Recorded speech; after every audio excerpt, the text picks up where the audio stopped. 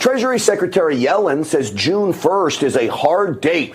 The world collapses come June 1st if we don't get a debt ceiling raise. I do not believe it. I want to see America's QuickBooks. I want to see the revenues. I want to see the cash flows. I want to see the bills that are going out, the money coming in, all of it.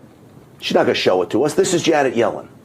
Early June is when we project that we will run out of cash, and there is a chance it could be as early as June 1st, whether it's defaulting on interest payments that are due on the debt or payments due for Social Security recipients or to Medicare providers.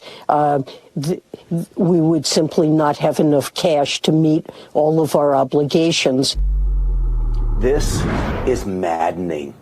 She's trying to scare old people that are not going to get Social Security. You prioritize the payments, and there are other options. You can cut spending, a lot of it. You could do it in Washington, which is why I loved this soundbite when I heard it yesterday, because I don't trust Janet Yellen, our Treasury Secretary. You know who else doesn't? Matt Gaetz. I no longer trust, like the Obi-Wan Kenobi of wrong answers on the economy, to be able to tell me when the default occurs. I love that soundbite. Absolutely love it, which is why I wanted to bring back on my Republican friend, Congressman from Florida, Matt Gaetz. Congressman, welcome. Thanks so much, Grant. And you have to wonder who still trusts Janet Yellen to get anything right. She blew the call on inflation, on interest rates. They nationalized the banking system because they didn't see the way in which the policies of the Fed and the circumstances of our economy led to a lot of these places facing runs from their depositors. So I don't know that Janet Yellen's going to win any awards for correct answers, and that's why I don't really take her word for it on, frankly, anything. I'm with you on that. So I heard Congressman Byron Donalds talking about wanting to see the numbers. Look, the Congress is responsible for spending. It seems legitimate that you would be allowed to see the books.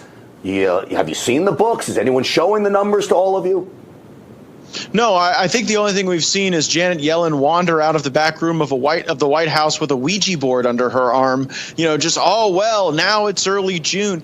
You know why they picked early June, Grant? Because June 15th, you're going to get quarterly payments coming in, and there's going to be a ton of cash.